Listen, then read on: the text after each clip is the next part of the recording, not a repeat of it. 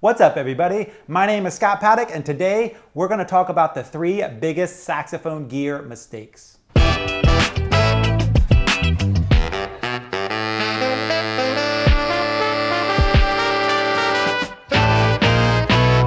The easiest way to completely train wreck your saxophone playing is by using the wrong gear. So today I'm going to go over 3 really big mistakes that sax players make when they are choosing their gear.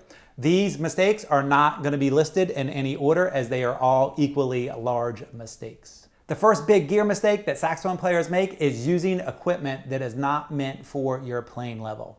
So this goes out to the beginner and intermediate saxophone players, and it usually applies to your mouthpiece and your reed. Let's start off by talking about mouthpieces. When it comes to mouthpieces, there are a ton of varieties. But if you're a beginner or intermediate saxophone player, you don't want to start off with a super high-end mouthpiece. And the reason for that is super high-end mouthpieces are built a specific way to give you a specific sound. And oftentimes, as a beginner or intermediate saxophone player, you don't have the control over your airstream to make the mouthpiece sound the way it's supposed to. And a lot of times it will make you sound bad if you're not putting the air in the mouthpiece correctly, especially if you're talking about something like a high baffle metal mouthpiece. If you're a beginner or intermediate saxophone player and you're trying to use one of those, you have a very low chance of getting a good sound. In the beginning, you want a pretty user-friendly mouthpiece that's just going to give you a nice sound pretty much no matter how you put the air in the saxophone. Now, obviously, as you become a better saxophone player and you can control your air a lot more, you're going to be able to experiment with more high-end mouthpieces and go for the sound that you're looking for. But getting a super high-end mouthpiece when you're not ready for it will not improve your sound. It will actually probably make you sound worse. So when it comes to your mouthpiece, make sure you're getting a mouthpiece that is appropriate for your playing level. Now, let's talk about reeds. When it comes to reeds, you have so many different varieties and so many different strengths, and a lot of them have a different scale when they're measuring their strength, so it's really tough to figure out how to even compare a reed. But when it comes to a reed, there's really no right answer. It depends on how you're putting your air into the saxophone and what type of gear you're using on your saxophone. So when we're talking about reed sizes, we're actually talking about the strength of the reed and how easily it vibrates. So the lower numbers mean the reed is going to vibrate a whole lot easier, and the higher numbers means that there's going to be more resistance. Now, one isn't better than the other, and a higher number doesn't mean that you're a better saxophone player than if you use a lower number. It all just depends on the gear you're using and how you're putting your air through the saxophone. For example, on my alto, I use a Leger American Cut 2.25, which is on the softer side of reeds, and on my tenor sax, I use a Leger Signature 3.25 when I'm doing performances because my gear on the tenor is set up way different than my gear on the alto. So when it comes to reeds, you're not really looking for a specific size. You're looking for the reed that gives you a little bit of resistance but is really easy to play. Now, if you're a beginner, you want to start off with a softer reed, like a 2 or a 2.5, just because you're not going to have the breath support or the embouchure strength to support a reed that's much stronger.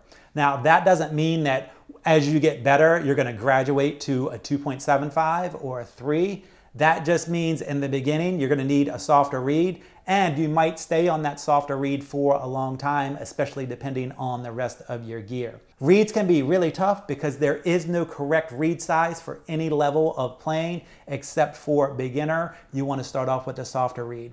Once you're an intermediate player and you know how to get a nice sound out of the saxophone, then it all comes down to personal preference. The good news is when it comes to your saxophone, you can start off with a pro model saxophone. That isn't going to hurt you. You're not really going to feel a difference between the beginner saxophone and a pro model saxophone until you're an intermediate player and you know how to get the air through the saxophone. But learning on a pro saxophone or a beginner saxophone is going to be pretty much the same. So playing on a pro level saxophone is not going to make you sound any better until you're in the intermediate or even later intermediate stage of saxophone playing. The second big sax gear mistake is buying gear thinking that it will make you sound like another saxophone player.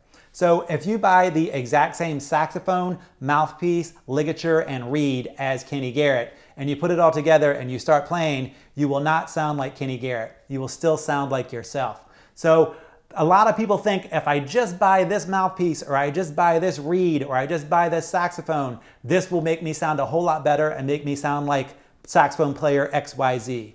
It doesn't work like that. Now, if you buy a mouthpiece with a high baffle, it's going to give you a bright sound. So if you're looking for a brighter sound and you like a saxophone player with a bright sound, that's going to get you in that realm of sound, but it's not going to make you sound like that saxophone player. When it comes to getting a saxophone sound, you have three variables. The first is your air. That just means the way you're putting your air into the saxophone. So how fast it is, how tight the airstream is. That is a very big variable in your sound, or any sound of any saxophone player that you have heard. The second variable is the language, and this is another big one. This comes down to the articulation, the dynamics, and the actual notes that you're playing. Now, we could break that up into a lot of other subcategories, but that's a broad view of your language, meaning the stuff that you're doing as you're playing the saxophone. And the third is your gear. Now, don't get me wrong, gear has a really big effect on your sound, but it's going to affect you differently than another saxophone player because you have all these other variables. And a big one is the way you put your air through the saxophone. So if I play my saxophone, I'm going to sound like me. If I play someone else's complete saxophone gear setup, I'm still going to sound like me, just a slightly different version. So when it comes to your personal sound, it all has to do with your air, your language, and your gear. So buying the same gear as another saxophone player is not going to make you sound like them. And the third biggest saxophone gear mistake is changing your gear around all of the time. This is something I run into often when I have a new student. They'll come in for the first lesson and they'll be playing one mouthpiece. Then the next lesson, they have a different mouthpiece on. Then the next lesson, they have a different ligature and a different size reed, and so on and so forth. If you are constantly changing your gear, you're never going to get a really good sound. You need to have consistent gear so that you can figure out how to get the air through the saxophone and how to get the sound that you are going for. Now, that doesn't mean never change your gear, but my suggestion is take 3 or 4 weeks and find your favorite combination and then play on that for 4 to 6 months. Stay really consistent with that gear so that you can really work on your tone and figure out your sound. After 4 to 6 months, if you want to change some stuff out, spend another 2 to 3 weeks finding the combination that fits you best or that you like best, and then play on that for another 4 to 6 months. And then keep working on your sound. If you do that, you're going to get way better, way faster, because your gear is going to be consistent and you're going to be able to figure out how to get your air through your saxophone. If you are constantly changing reed type and reed size and mouthpieces and ligatures, you're never going to figure your airstream out. And that is the most important part when it comes to figuring out your saxophone sound. So the 3 biggest sax gear mistakes that you definitely want to avoid are: 1, playing on gear that is not meant for your playing level; 2, buying gear to try and sound like another saxophone player; and 3, constantly changing out your sax gear so that you don't have a consistent setup.